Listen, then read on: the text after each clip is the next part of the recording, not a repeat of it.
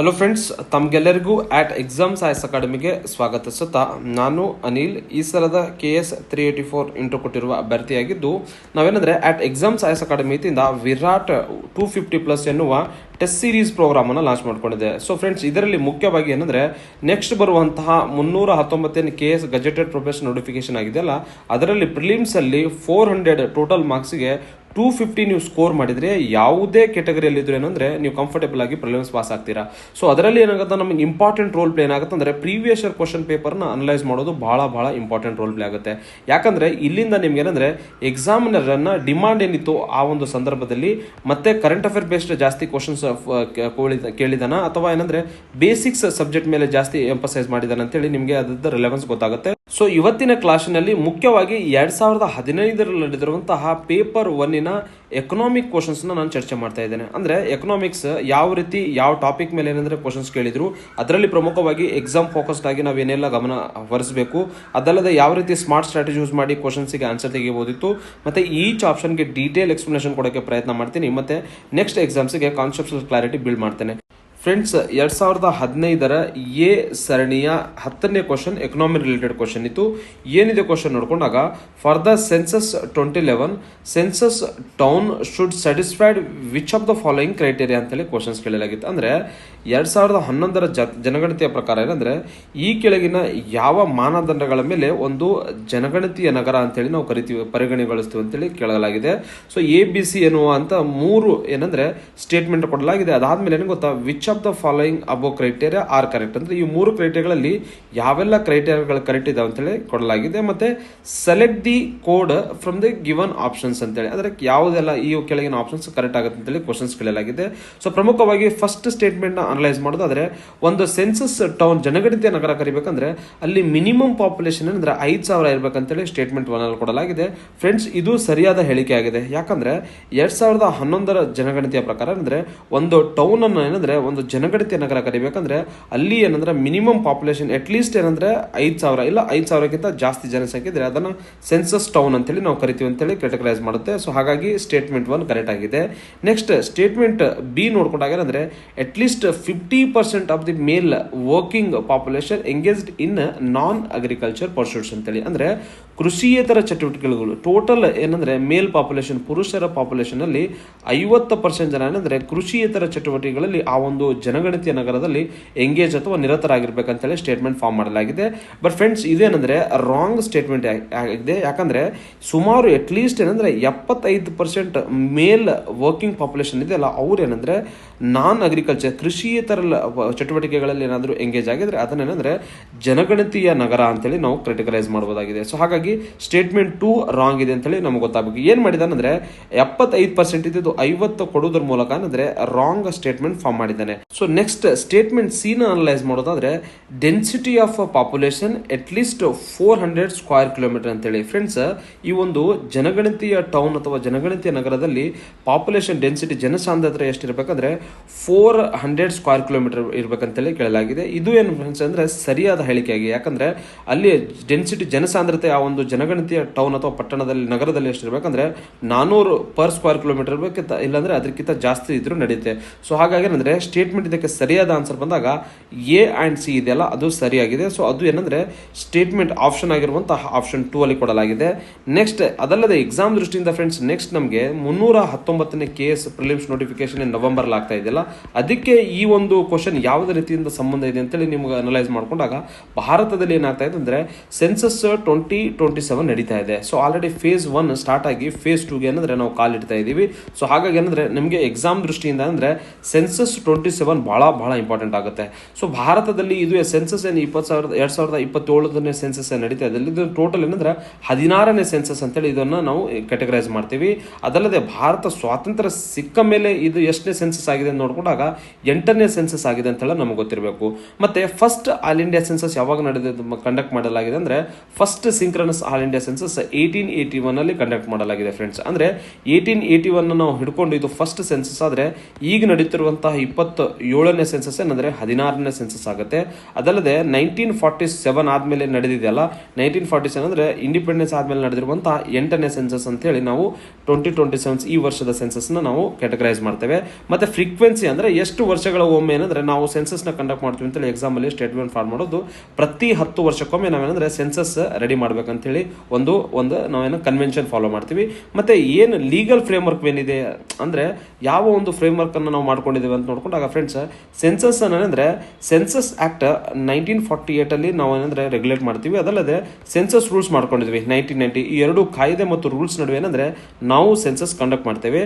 ಆಮೇಲೆ nodal agency ಯಾರು ಇದನ್ನು ಕ್ಯಾರಿ ಫಾರ್ವರ್ಡ್ ಮಾಡ್ತಾರೆ, ಯಾವ ಒಂದು ಸಂಸ್ಥೆ ಇದನ್ನು ನಿಭಾಯಿಸ್ಕೋತಾರೆ ಅಂದರೆ ಭಾರತದಲ್ಲಿ ರಿಜಿಸ್ಟರ್ ಜನರಲ್ ಮತ್ತು ಸೆನ್ಸಸ್ ಕಮಿಷನರ್ ಆಫ್ ಇಂಡಿಯಾ ಅಂತೇಳಿ ಒಂದು ಆರ್ಗನೈಸೇಷನ್ ಇದೆ. ಇವ್ರೇನಂದರೆ they are responsible for conducting the census. ಮತ್ತು ಈ ರಿಜಿಸ್ಟರ್ ಜನರಲ್ ಮತ್ತು ಸೆನ್ಸಸ್ ಕಮಿಷನರ್ ಯಾವ ಮಿನಿಸ್ಟ್ರಿಯಲ್ಲಿ ಬರ್ತಾರೆ ಅಂತ ಬಂದಾಗ ಪ್ರಮುಖವಾಗಿ ಏನಂದ್ರೆ ಮಿನಿಸ್ಟ್ರಿ ಆಫ್ ಹೋಮ್ ಅಫೇರ್ಸ್ ಅಲ್ಲಿ ಬರ್ತಾರೆ ಅಂತೇಳಿ ತಮ್ಗೆ ಗೊತ್ತಿರಬೇಕು. ಸೊ ಏನಂದ್ರೆ ಒಂದು ಕ್ವಶನ್ ಬಂತಂದ್ರೆ ಇವೆಲ್ಲ ಆಸ್ಪೆಕ್ಟ್ಸ್ನ ನೀವು ಕನೆಕ್ಟ್ ಮಾಡ್ಕೊಂಡ್ರೆ ನೆಕ್ಸ್ಟ್ ಎಕ್ಸಾಮ್ಸ್ಗೆ ಅಟ್ ಲೀಸ್ಟ್ ಏನಂದ್ರೆ PYQ ಬೇಸ್ಡ್ ಥೀಮ್ಸ್ ಒಂದು 10 ಕ್ವಶನ್ಸ್ ರಿಪೀಟ್ ಆಗ್ತಾವೆ.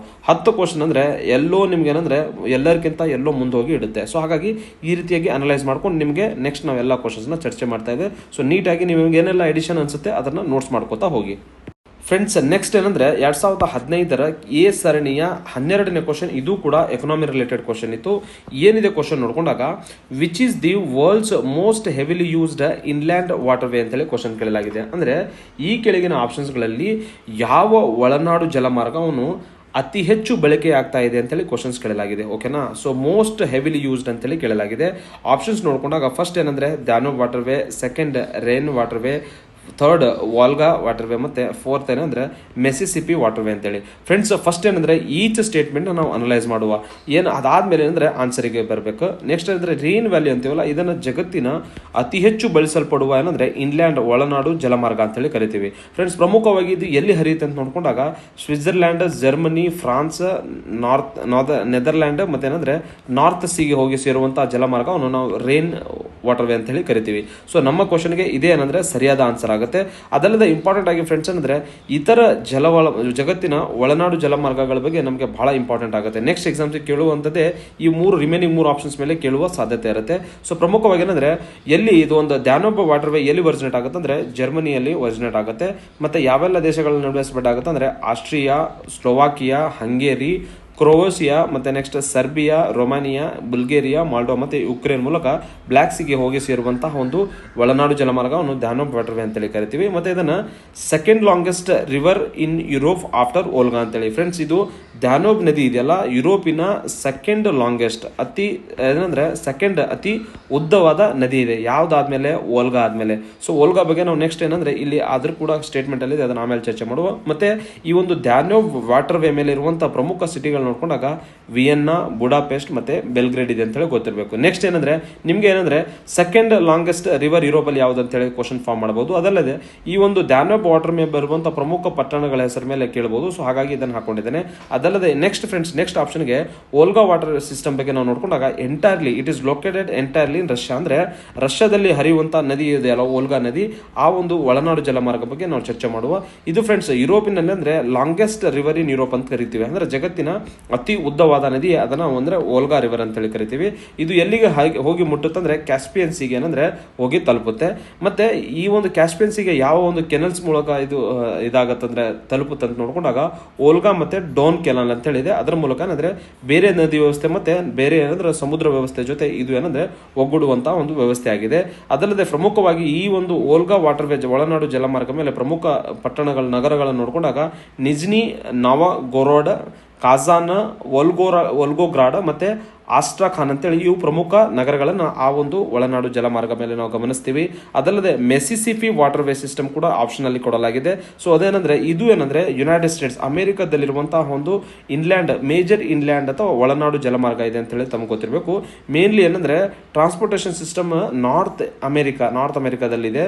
ಸೊ ಫ್ಲೋ ಇದರದ್ದು ಯಾವ ರೀತಿ ಇದು ಮೆಸಿಸಿಪಿ ವಾಟರ್ ಸಿಸ್ಟಮ್ ಹರಿಯುತ್ತೆ ಅಂತ ಅಂದಾಗ ಫ್ರೆಂಡ್ಸ್ ಅಂದ್ರೆ south word towards the Gulf of Mexico, ಅಂದ್ರೆ ಮೆಕ್ಸಿಕೋ ಕಡೆ ಹರಿಯುವಂತ ಒಂದು ನದಿ ವ್ಯವಸ್ಥೆ ಒಳನಾಡು ವ್ಯವಸ್ಥೆ ಆಗಿದೆ.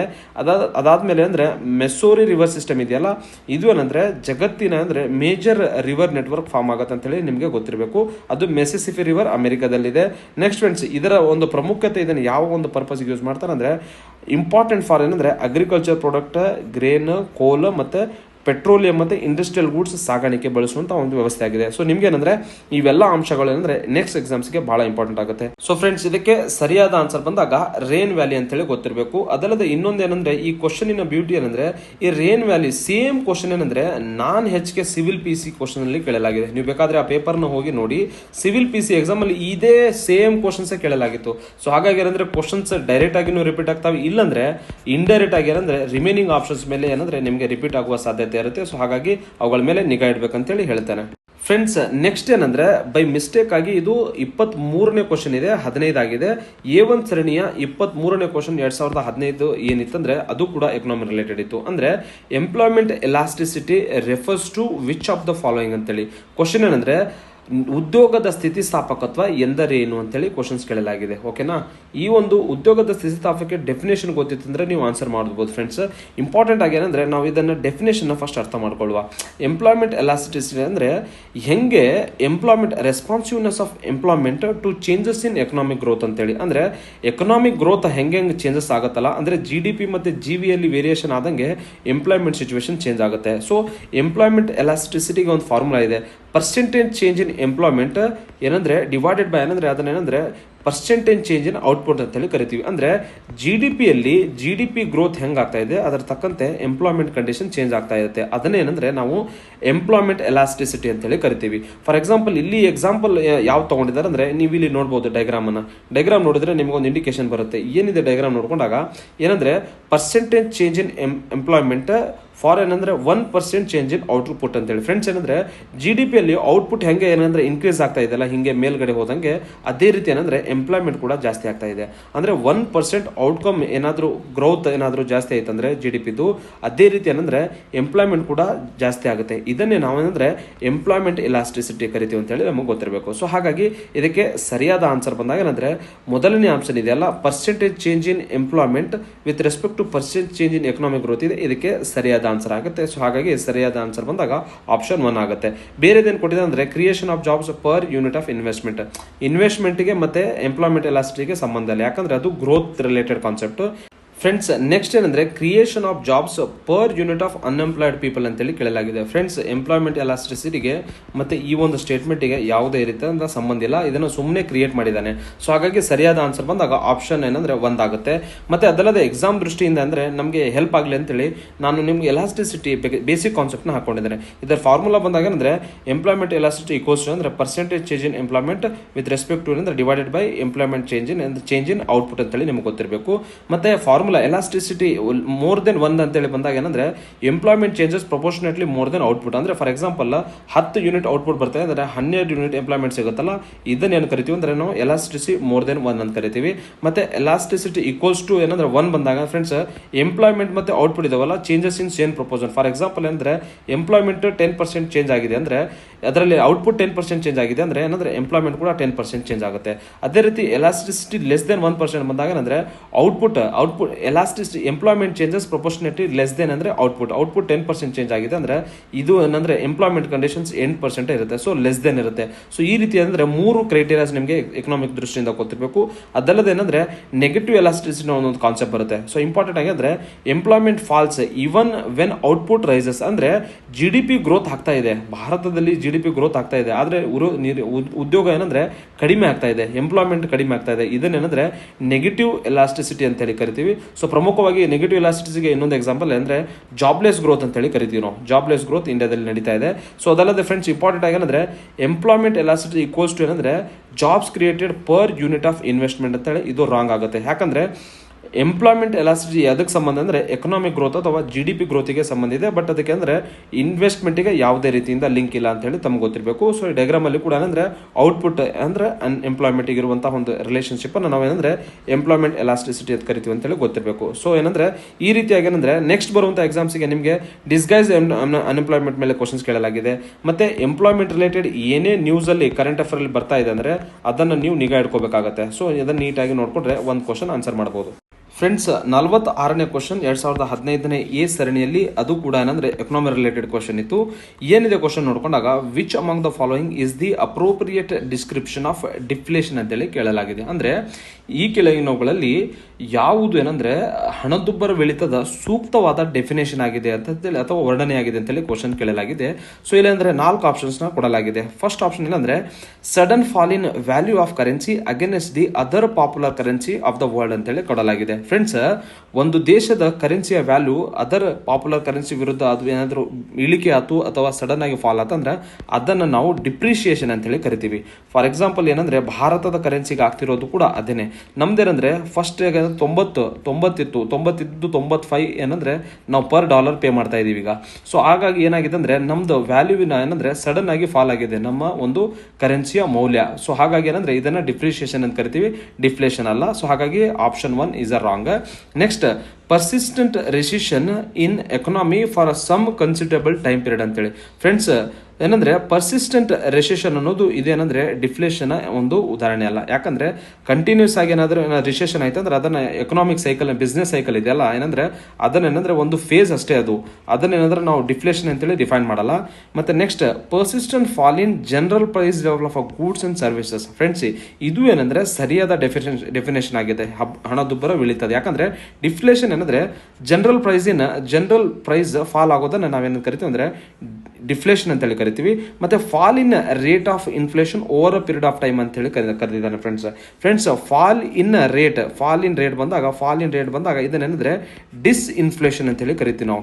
ಡಿಸ್ ಇನ್ಫ್ಲೇಷನ್ ನ ಡೆಫಿನೇಷನ್ ಇದು. ಸೊ ಹಾಗಾಗಿ ಸರಿಯಾದ ಆನ್ಸರ್ ಬಂದಾಗ ಏನಂದ್ರೆ ಇದಕ್ಕೆ ಆಪ್ಷನ್ 3 ಇದೆಯಲ್ಲ, persistent fall in general price level of goods and service, ಅದನ್ನೇನಂದ್ರೆ ನಾವು ಡಿಫ್ಲೇಷನ್ ಅಂತ ಹೇಳಿ ಕರಿತೀವಿ. ಸೊ ಹಾಗಾಗಿ ಅದರ ಜೊತೆಗೆ ಇಂಪಾರ್ಟೆಂಟ್ ಆಗಿ ಏನಂತ ಗೊತ್ತಾ, ನಾನು ನಿಮಗೆ ಎಕ್ಸ್ಪ್ಲನೇಷನ್ ಹಾಕೊಂಡಿದ್ದೇನೆ. ಡಿಫ್ಲೇಷನ್ ರೆಫರ್ಸ್ ಟು ಸಸ್ಟೈನ್ ಅಥವಾ persistent decrease in general price level of goods and services economy ಅಂತೇಳಿ ನಿಮ್ಗೆ ಗೊತ್ತಿರಬೇಕು. ಮತ್ತೆ ಇದು ಈ ಒಂದು ಪರ್ಸಿಸ್ಟೆಂಟ್ ಗೂಡ್ಸ್ ಅಂಡ್ ಸರ್ವಿಸಸ್ ಏನಂದ್ರೆ ಪ್ರೈಸಸ್ ಯಾವಾಗ ಫಾಲ್ ಆಗ್ತಾವ ಅಂದ್ರೆ ಮಾರ್ಕೆಟ್ ಅಲ್ಲಿ ಅಗ್ರಿಗೇಟ್ ಡಿಮಾಂಡ್ ಇದೆಯಲ್ಲ, ಜನರ ಬೇಡಿಕೆ ಕಡಿಮೆ ಇರುತ್ತೆ. ಮತ್ತೆ ಯಾರು ಕೂಡ ಏನಂದ್ರೆ ಇನ್ವೆಸ್ಟ್ಮೆಂಟ್ ಮಾಡಕ್ ಮುಂದೆ ಬರ್ತಿರಲ್ಲ ಇನ್ವೆಸ್ಟರ್ಸ್. ಯಾಕಂದ್ರೆ ಜನದ ಬೇಡಿಕೆನೇ ಇಲ್ಲ, ಇನ್ವೆಸ್ಟ್ ಮಾಡಿ ಹಾಳು ಮಾಡ್ಕೊಳ್ಳೋದು ಬೇಡ. ಮತ್ತೆ ಅದಲ್ಲದೆ ಏನ್ ಗೊತ್ತಾ friends, deflation is not simply fall in rate of inflation. ಯಾಕಂದ್ರೆ ರೇಟ್ ಆಫ್ ಇನ್ಫ್ಲೇಷನ್ ಫಾಲ್ ಆಗೋದನ್ನ ನಾವು ಏನಂದ್ರೆ ಡಿಸ್ ಇನ್ಫ್ಲೇಷನ್ ಅಂತ ಕರಿತೀವಿ. ಇದನ್ನ ನಾನು ಇಲ್ಲಿ ಹಾಕೊಂಡಿದ್ದೇನೆ. ಸೊ ಪ್ರಮುಖವಾಗಿ ಏನಂದ್ರೆ ಫ್ರೆಂಡ್ಸ್, ಇನ್ನು ಇಂಪಾರ್ಟೆಂಟ್ ಎಕ್ಸಾಮ್ ದೃಷ್ಟಿಯಿಂದ ಅಂದ್ರೆ UPSC ಅಥವಾ KS ಪ್ರಿಲಿಮ್ಸ್ಗೆ ಇಂಪಾರ್ಟೆಂಟ್ 1-ಲೈನರ್ ಕಾನ್ಸೆಪ್ಟ್ಸ್ ನ ಹಾಕೊಂಡಿದ್ದೇನೆ. ಡಿಫ್ಲೇಷನ್ ವಿರುದ್ಧವೇ ಇನ್ಫ್ಲೇಷನ್ ಅಂದ್ರೆ sustain rise in general price of goods and services. ಅಂದ್ರೆ ಗೂಡ್ಸ್ ಅಂಡ್ ಸರ್ವಿಸಸ್ ವ್ಯಾಲ್ಯೂಸ್ ಏನಂದ್ರೆ ಕಂಟಿನ್ಯೂಸ್ ಆಗಿ ಇನ್ಕ್ರೀಸ್ ಹಾಕೊಂತ ಹೋಯ್ತಂದ್ರೆ ಅದನ್ನ ಇನ್ಫ್ಲೇಷನ್ ಅಂತ ಹೇಳಿ ಕರಿತೀವಿ. ಅದಲ್ಲದೆ ಏನ್ ಗೊತ್ತಾ, ನೆಕ್ಸ್ಟ್ ಡಿಸ್ ಇನ್ಫ್ಲೇಷನ್ ಆಲ್ರೆಡಿ ನಾನು ನಿಮಗೆ ಸ್ವಲ್ಪ ಹೇಳಿದೆ. Fall in rate of inflation ಅದನ್ನೇನು ಕರಿತೀವಿ ಅಂದ್ರೆ ನಾವೇನಂದ್ರೆ ಡಿಸ್ ಇನ್ಫ್ಲೇಷನ್ ಅಂತ ಕರಿತೀವಿ. ಫಾರ್ ಎಕ್ಸಾಂಪಲ್, ಇನ್ಫ್ಲೇಷನ್ ರೇಟ್ ಏನಂದ್ರೆ 5% ಇದ್ದಿದ್ದು ಡೈರೆಕ್ಟ್ ಆಗಿ ಏನಂದ್ರೆ ಒಂದು 3% ಬಂತ ತಿಳ್ಕೊ. ಇಲ್ಲಿ ಏನಂದ್ರೆ 2% ರೇಟ್ ಫಾಲ್ ಆತ. ಸೊ ಇದನ್ನೇನಂದ್ರೆ ಡಿಸ್ ಇನ್ಫ್ಲೇಷನ್ ಅಂತ ಕರಿತೀವಿ. ಸೊ ಇದು ಗೊತ್ತಿರಬೇಕು. ನೆಕ್ಸ್ಟ್, ರಿಫ್ಲೇಷನ್ ಅಂದಾಗ ಅಂದ್ರೆ measures taken to revive the economic activity and prices after the weak demand. In case demand ಕಡಿಮೆ ಇದೆ ಜನರದು, ಮತ್ತೆ ಏನಂದ್ರೆ ಗೂಡ್ಸ್ ವ್ಯಾಲ್ಯೂಸ್ ಪ್ರೈಸಸ್ ಕಡಿಮೆ ಅದ ಬಂದಾಗ ಏನಂತಾರೆ ಗೌರ್ಮೆಂಟ್ ಅವರು ಮೆಜರ್ಸ್ ತಗೋತಾರೆ. ಯಾವುದಕ್ಕೆ? ಎಕನಾಮಿಕ್ ಆಕ್ಟಿವಿಟಿನ ಬೂಸ್ಟ್ ಮಾಡೋಕೆ, ಏನಂದ್ರೆ ಸಬ್ಸಿಡಿ ಕೊಡೋದಾಗಿರ್ಬೋದು. ಮತ್ತೆ ಏನಂದ್ರೆ ನೆಕ್ಸ್ಟ್ ಏನಂದ್ರೆ ಎಕನಾಮಿಕ್ ಆಕ್ಟಿವಿಟಿ ಟ್ಯಾಕ್ಸಸ್ ಕಡಿಮೆ ಮಾಡೋದ್ರ ಮೂಲಕ ಎಕನಾಮಿನ ರಿವೈವ್ ಮಾಡ್ತಾರೆ. ಅದನ್ನ ರಿಫ್ಲೇಷನ್ ಅಂತ ಕರಿತೀವಿ. ನೆಕ್ಸ್ಟ್ ಏನಂದ್ರೆ ಸ್ಟ್ಯಾಗ್ಫ್ಲೇಷನ್. ಇದು ಬಹಳ important friends. Last 2-3 years back ಅಲ್ಲಿ ದ ಹಿಂದೂ ಅಲ್ಲಿ ಸೀರೀಸ್ ಆಗಿ ಏನಂದ್ರೆ ಸ್ಟ್ಯಾಗ್ಫ್ಲೇಷನ್ ಚರ್ಚೆ ಆಗ್ತೈತಿ. ಯಾಕಂದ್ರೆ ಭಾರತದಲ್ಲಿ ಹೈ ಇನ್ಫ್ಲೇಷನ್ ಇತ್ತು, ಮತ್ತೆ ಸ್ಟಾಗ್ನೆಂಟ್ ಅಥವಾ ಲೋ ಎಕನಾಮಿಕ್ ಗ್ರೋತ್ ಇತ್ತು. ಅದಲ್ಲದೆ ಹೈ ಎಂಪ್ಲಾಯ್ಮೆಂಟ್ ಕಂಡೀಷನ್ ಇತ್ತು. ಇದನ್ನೇನು ಕರಿತೀವಿ ಅಂದ್ರೆ ಸ್ಟ್ಯಾಗ್ಫ್ಲೇಷನ್ ಅಂತ ಕರಿತೀವಿ. ಸ್ಟ್ಯಾಗ್ಫ್ಲೇಷನ್ ದಲ್ಲಿ 3 ಮಾನದಂಡಗಳು: ಹೈ ಇನ್ಫ್ಲೇಷನ್ ಇರುತ್ತೆ, ಲೋ ಎಕನಾಮಿಕ್ ಗ್ರೋತ್ ಇರುತ್ತೆ, ಮತ್ತೆ ಹೈ ಅನ್ಎಂಪ್ಲಾಯ್ಮೆಂಟ್ ಇರುತ್ತೆ. ಇದು ಏನಂದ್ರೆ ನೆಕ್ಸ್ಟ್ ಬರುವಂತಹ ಪ್ರಿಲಿಮ್ಸ್ ಎಕ್ಸಾಮಿಗೆ ಕೇಳಬಹುದು. Next, depreciation. ನಾನು ಹೇಳಿದೆ fall in value of a currency due to the market forces under the floating exchange rate. ಭಾರತದ ಮೌಲ್ಯ ಏನಂದ್ರೆ ಕರೆನ್ಸಿಯ ವ್ಯಾಲ್ಯೂ ಏನಂದ್ರೆ ರುಪಿಯ ವ್ಯಾಲ್ಯೂ ಕಡಿಮೆ ಆಗ್ತಾ ಇದೆ ಅಗೇನೆಸ್ಟ್ ಯಾವುದು? ಡಾಲರ್ ವಿರುದ್ಧ. ಯಾಕಂದ್ರೆ ನಮ್ಮ ದೇಶದಿಂದ ಏನಂದ್ರೆ ಇನ್ವೆಸ್ಟರ್ಸ್ ಹೊರಗೆ ಹೋಗ್ತಾ ಇದ್ದಾರೆ. ಈ ಒಂದು ಇರಾನ್ ಮತ್ತೆ ಇಸ್ರೇಲ್ ವಾರ್ ಟೈಮ್ ಅಲ್ಲಿ ಆಗಿರ್ಬೋದು, ಯುಕ್ರೇನ್, ರಷ್ಯಾ ಮತ್ತೆ ಭಾರತದಲ್ಲಿ ಮತ್ತೆ ಜಗತ್ತಿನಲ್ಲಿ ಆಯಿಲ್ ಸಪ್ಲೈ ಶಾಕ್ ಸಂಬಂಧ ಏನಂದ್ರೆ ದುಡ್ಡನ್ನು ಹೆಂಗೆ ತಗೊಂಡು ಹೋಗ್ತಾ ಇದ್ದಾರೆ. ಸೊ ಆ ಒಂದು ಕಂಟೆಸ್ಟ್ ಅಲ್ಲಿ ಡಿಪ್ರಿಸಿಯೇಷನ್ ಇಂಪಾರ್ಟೆಂಟ್ ಆಗುತ್ತೆ. ಮತ್ತೆ ಡಿವ್ಯಾಲ್ಯೂಯೇಷನ್ ಬಂದಾಗ ಎಕ್ಸಾಮ್ ದೃಷ್ಟಿಯಿಂದ ಅಂದ್ರೆ official reduction in value of currency. Government ಅವರು ಏನ್ ಮಾಡ್ತಾರೆ ಗೊತ್ತಾ ಫ್ರೆಂಡ್ಸ್, ಆ ಕರೆನ್ಸಿಯ ವ್ಯಾಲ್ಯೂ ಏನಂದ್ರೆ ಫಿಕ್ಸ್ಡ್ ಅಥವಾ ಮ್ಯಾನೇಜ್ ಎಕ್ಸ್ಚೇಂಜ್ ರೇಟ್ ಸಿಸ್ಟಮ್ ಇದೆಯಲ್ಲ, ಅದರಲ್ಲಿ ಅದರ ಮೌಲ್ಯ 90 ಇದ್ದಿದ್ದು 85 ಮಾಡಿಬಿಡ್ತಾರೆ. ಸೊ ಯಾವಾಗ ಆ ವ್ಯಾಲ್ಯೂದು ಕರೆನ್ಸಿದು ವ್ಯಾಲ್ಯೂ ಕಡಿಮೆ ಮಾಡ್ತಾರೆ ಅಂದ್ರೆ ಅವಾಗ ಎಕ್ಸ್ಪೋರ್ಟ್ ಕೂಡ ಜಾಸ್ತಿ ಆಗುತ್ತೆ. ಯಾಕಂದ್ರೆ ಬೇರೆ ಕಂಟ್ರಿ ಅವರಿಗೆ ಚೀಪ್ ರೇಟೆಡ್ ಅಂದ್ರೆ ಲೋವರ್ ರೇಟ್ ಅಲ್ಲಿ ಗುಡ್ ಸಿಗ್ತಾ ಇದಾವೆ. ಸೊ ಹಾಗಾಗಿ ಎಕ್ಸ್ಪೋರ್ಟ್ ನ ಇನ್ಕ್ರೀಸ್ ಮಾಡೋಕ್ಕೆ ಮಾಡ್ತಾರೆ. ಸೊ ಹಾಗಾಗಿ ಡಿಫ್ಲೇಷನ್ ಬಂದಾಗ ಅಂದರೆ ಪ್ರೈಸ್ ಲೆವೆಲ್ ಇಲ್ಲಿ ಡೈಗ್ರಾಮ್ ಮೂಲಕ ತೋರಿಸ್ತಾ ಇದ್ದೇನೆ. ಪ್ರೈಸ್ ಲೆವೆಲ್ ಫಾಲ್ ಆಗ್ತಾ ಇದೆ, ಯಾಕಂದರೆ ಎಕನಾಮಿಕ್ ಆಕ್ಟಿವಿಟಿ ಜನರದೇನಂದ್ರೆ ಡಿಮಾಂಡ್ ಕಡಿಮೆ ಇದೆ ಮತ್ತು ಇನ್ವೆಸ್ಟ್ಮೆಂಟ್ ಕೂಡ ಕಡಿಮೆ ಇರುತ್ತೆ. ಸೊ ಹಾಗಾಗಿ ಆ ಒಂದು ಕಂಟೆಸ್ಟ್ನ ಡಿಫ್ಲೇಷನ್ ಅಂತೇಳಿ ಕರಿತೀವಿ. ಸೊ ಇವೆಲ್ಲ ಮಾಹಿತಿಗಳೇನಂದ್ರೆ ನಾನು ಎಕ್ಸ್ಟ್ರಾ ಮಾಹಿತಿ ಹಾಕೊಂಡಿದ್ದೇನೆ. ವಿಡಿಯೋ ಲೆಂದಿ ಆದರೂ ನಿಮಗೆ ಏನಂದರೆ ನೆಕ್ಸ್ಟ್ ಎಕ್ಸಾಮ್ಸಿಗೆ ಈ ಕಾನ್ಸೆಪ್ಟ್ ಮೇಲೆ ಒಂದು ಕ್ವಶನ್ ಬಂದೇ ಬರುತ್ತೆ. ಫ್ರೆಂಡ್ಸ್, ನೆಕ್ಸ್ಟ್ 52ನೇ ಕ್ವಶನ್ ನೋಡೋದಾದ್ರೆ, which of the following has launched India's first agriculture marketing and farmer friendly reform index ಅಂತೇಳಿ. ಅಂದರೆ ಭಾರತದ ಮೊದಲ ಏನಂದ್ರೆ ಕೃಷಿ ಮಾರುಕಟ್ಟೆ ಮತ್ತೆ ರೈತ ಸ್ನೇಹಿ ಸೂಚ್ಯಾಂಕವನ್ನು ಯಾರು ಪ್ರಾರಂಭಿಸಿದ್ದಾರೆ ಅಂತೇಳಿ 4 ಆಪ್ಷನ್ಸ್ನ ಕೊಡಲಾಗಿದೆ.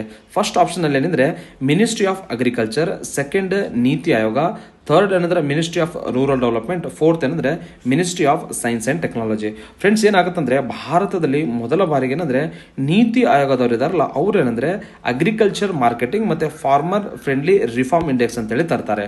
ಸೊ ಇದನ್ನ ಪ್ರಮುಖವಾಗಿ ಇದರ ಪರ್ಪಸ್ ಉದ್ದೇಶ ಏನಂತಂದ್ರೆ assess the agriculture marketing and farmer friendly reforms across the state. ಅಂದ್ರೆ ಕೆಲವು ರಾಜ್ಯಗಳಲ್ಲಿ ಮತ್ತೆ ಕೇಂದ್ರಾಡಳಿತ ಪ್ರದೇಶಗಳಲ್ಲಿ ಅಗ್ರಿಕಲ್ಚರ್ ಮಾರ್ಕೆಟಿಂಗ್ ಯಾವ ತರ ಇದೆ ಮತ್ತೆ ಅವೇನಂದ್ರೆ ಜನರ ರೈತ ಸ್ನೇಹಿ ಇದಾವ ಅಂತ ಹೇಳಿ ಅದನ್ನ ಅಸೆಸ್ ಮಾಡಕ್ಕೆ ಮಾಡಿರುವಂಥದ್ದು. ಫೋಕಸ್ ಏನಂದ್ರೆ ಅಗ್ರಿಕಲ್ಚರ್ ಮಾರ್ಕೆಟಿಂಗ್ ಮತ್ತೆ ಫಾರ್ಮರ್ಸ್ ಓರಿಯೆಂಟೆಡ್ ಸುಧಾರಣೆಗಳಾಗ್ತಾ ಇದಾವ, ಅದರ ಮೇಲೆ ಇದನ್ನ ಫೋಕಸ್ ಮಾಡಲಾಗಿತ್ತು. ಸೊ ಹಾಗಾಗಿ ಇದಕ್ಕೆ ಸರಿಯಾದ ಆನ್ಸರ್ ಬಂದಾಗ ಏನಂದ್ರೆ option 2 second is the right answer. ಅದಲ್ಲದೆ ಫ್ರೆಂಡ್ಸ್, ಇಂಪಾರ್ಟೆಂಟ್ ಮಾಹಿತಿ ನೆಕ್ಸ್ಟ್ ಎಕ್ಸಾಮ್ಸ್ ಏನಂದ್ರೆ important indices for prelims NITI Aayog indices ಅಂತೇಳಿ ಹಾಕೊಂಡಿದ್ದಾನೆ. ಅಂದ್ರೆ ನೀತಿ ಆಯೋಗ ಬಿಡುಗಡೆಗೊಳಿಸುವ ಇತರ ಪ್ರಮುಖ ಸೂಚ್ಯಾಂಕಗಳು ಯಾವ್ದಂದ್ರೆ SDG ಇಂಡಿಯಾ ಇಂಡೆಕ್ಸ್ ಅನ್ನ ನೀತಿ ಆಯೋಗದವರೇ ಬಿಡ್ತಾರೆ. ಫ್ರೆಂಡ್ಸ್, ಭಾರತದಲ್ಲಿ SDG related sustainable development related progress ರಾಜ್ಯಗಳಲ್ಲಿ ಮತ್ತು ಕೇಂದ್ರಾಡಳಿತ ಪ್ರದೇಶಗಳಲ್ಲಿ ಮೆಜರ್ ಮಾಡುವಂತಹ ಒಂದು ಜವಾಬ್ದಾರಿಯನ್ನ ನೀತಿ ಆಯೋಗರಿಗೆ ಕೊಡಲಾಗಿದೆ. ಮತ್ತೆ ಇವರೇನಂದ್ರೆ ನಿಮ್ಗೆಲ್ಲ ಗೊತ್ತಿದೆ, ಪ್ರಮುಖವಾಗಿ ಅಂದ್ರೆ SDG ಅಲ್ಲಿ ನೋ ಪಾವರ್ಟಿ ಅಂತೇಳಿ ಫಸ್ಟ್ SDG. ನೆಕ್ಸ್ಟ್ ಏನಂದ್ರೆ ಹೆಲ್ತ್ ಆಗಿರ್ಬೋದು, ಎಜುಕೇಶನ್ ಮೇಲೆ ಆಗಿರ್ಬೋದು, gender equality, water, energy, economic growth, ಇವೆಲ್ಲ ಫ್ಯಾಕ್ಟರ್ಸ್ ಒಳಗೊಂಡಿರುವ ಟೋಟಲ್ ಅಂದ್ರೆ 17 SDG ನಿಮಗೆಲ್ಲ ಗೊತ್ತಿರೋ ಮಾಹಿತಿ. ಅದಲ್ಲದೆ ಏನು ಗೊತ್ತಾ, ಟೋಟಲ್ ಟಾರ್ಗೆಟ್ಸ್ ನೆಕ್ಸ್ಟ್ ಇದರ ಮೇಲೆ ಸ್ಟೇಟ್ಮೆಂಟ್ ಫಾರ್ಮ್ ಮಾಡಬಹುದು. 169 ಟಾರ್ಗೆಟ್ಸ್ ಅದಾವ. 169 ಟಾರ್ಗೆಟ್ ಅಚೀವ್ ಮಾಡಿದ್ರೆ ಸಸ್ಟೈನಬಲ್ ಡೆವಲಪ್ಮೆಂಟ್ ಗೋಲ್ ಅಚೀವ್ ಆಗ್ತವೆ. ನೆಕ್ಸ್ಟ್ ಏನಂದ್ರೆ India innovation index NITI Aayog ಅವರು ಏನಂದ್ರೆ ವಿತ್ ಕೊಲಾಬ್ರೇಷನ್ ಯಾರ ಜೊತೆ ಅಂದ್ರೆ ಕೊಲಾಬ್ರೇಷನ್ ಇನ್ಸ್ಟಿಟ್ಯೂಟ್ ಆಫ್ ಕಾಂಪಿಟೆಂಟ್ನೆಸ್ ಇದೆಯಲ್ಲ, ಇವು ಇಬ್ರು ಕೂಡಿ ಏನಂದ್ರೆ ಇಂಡಿಯಾ ಇನೋವೇಷನ್ ಇಂಡೆಕ್ಸ್ ತರ್ತಾ ಇದ್ದಾರೆ. ಇದೇನಂದ್ರೆ ಭಾರತದಲ್ಲಿ ಇನ್ನೋವೇಷನ್ ಇಕೋಸಿಸ್ಟಮ್ ಹೇಗಿದೆ ರಾಜ್ಯಗಳಲ್ಲಿ ಮತ್ತೆ ಕೇಂದ್ರಾಡಳಿತ ಪ್ರದೇಶಗಳಲ್ಲಿ ಮೇಜರ್ ಮಾಡುವಂತ ಒಂದು ವ್ಯವಸ್ಥೆ ಆಗಿದೆ.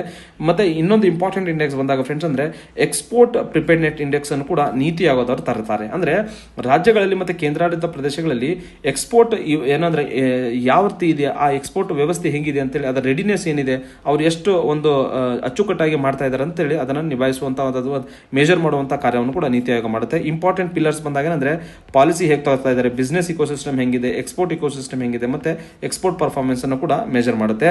ಆಮೇಲೆ ಸ್ಟೇಟ್ ಹೆಲ್ತ್ ಇಂಡೆಕ್ಸ್ ಅನ್ನು ಕೂಡ ನೀತಿ ಆಯೋಗದವರು ಅಂದ್ರೆ ಮಿನಿಸ್ಟ್ರಿ ಆಫ್ ಏನಂದ್ರೆ ಹೌಸಿಂಗ್ ಅಂಡ್ ಫ್ಯಾಮಿಲಿ ವೆಲ್ಫೇರ್ ಇದೆಲ್ಲ, ministry of health and family welfare ಅವರು ಕೂಡ ಅವ್ರ ಜೊತೆ ಮತ್ತೆ ವರ್ಲ್ಡ್ ಬ್ಯಾಂಕ್ ಕೂಡಿ ಏನಂದ್ರೆ ಇವು ಮೂರು ಕೂಡಿ ಏನಂದ್ರೆ ಸ್ಟೇಟ್ ಹೆಲ್ತ್ ಇಂಡೆಕ್ಸ್ ತರ್ತಾರೆ.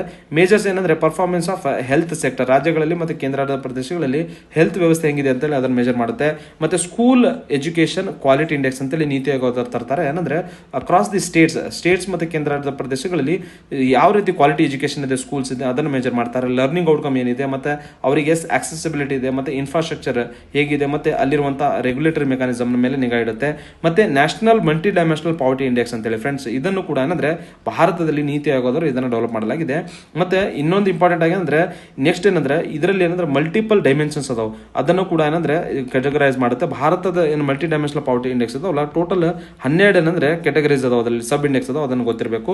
ನೆಕ್ಸ್ಟ್ ಏನಂದ್ರೆ ಆಸ್ಪಿರೇಷನಲ್ ಡಿಸ್ಟ್ರಿಕ್ಟ್ ಪ್ರೋಗ್ರಾಮ್ ಅನ್ನು ಕೂಡ ನೀತಿ ಆಯೋಗದವರು ಹ್ಯಾಂಡಲ್ ಮಾಡ್ತಾ ಇದ್ದಾರೆ.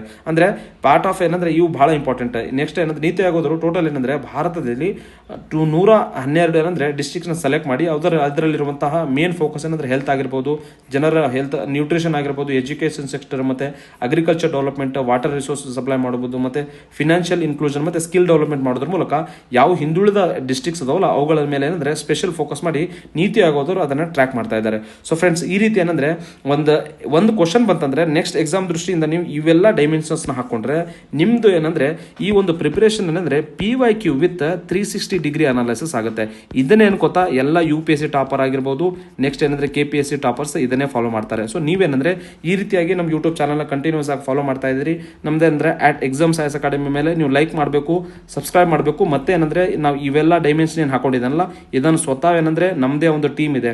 ಆಲ್ರೆಡಿ ಏನಂದ್ರೆ 3 ರಿಂದ 4 ಸಲ UPSC ಪ್ರಿಲಿಮ್ಸ್ ಪಾಸ್ ಆಗಿರೋರು, ಮತ್ತೇನಂದ್ರೆ KPSC 3-4 ಇಂಟರ್ವ್ಯೂ ಹೋದವರು ಎಲ್ಲರೂ ಕೂಡಿ ನಾವೇನು ಮಾಡಿದ್ವಿ ಅಂದ್ರೆ ನಿಮಗೆ ಕನ್ನಡ ಮೀಡಿಯಂ ವಿದ್ಯಾರ್ಥಿಗೆ ಕನ್ನಡ ಮೀಡಿಯಂಗೆ ಮತ್ತೆ ಇಂಗ್ಲಿಷ್ ಮೀಡಿಯಂ ಕೂಡಿರುವಂಥ ಒಂದು ಇಂಪಾರ್ಟೆಂಟ್ ಆಗಿ ಮತ್ತೆ UPSC ಮಾದರಿಯಲ್ಲಿ ಯಾವ ರೀತಿ MCQ ಬರ್ತಾ ಇದ್ದಾವೆ, ಮತ್ತೆ ನೆಕ್ಸ್ಟ್ ಎಷ್ಟು ಡೆಪ್ತ್ ಹೋಗ್ತಾ ಇದ್ದಾವೆ ಕರೆಂಟ್ ಅಫೇರ್ ಅಲ್ಲಿ, ಅವೆಲ್ಲವನ್ನು ನಿಗಾ ಇಟ್ಕೊಂಡು ನಾವು ಏನಂದ್ರೆ ಪೇಪರ್ 1 ಮತ್ತೆ ಪೇಪರ್ 2ಗೆ ಏನಂದ್ರೆ ಟೆಸ್ಟ್ ಸೀರೀಸ್ ಲಾಂಚ್ ಮಾಡ್ಕೊಂಡಿದ್ದೇವೆ.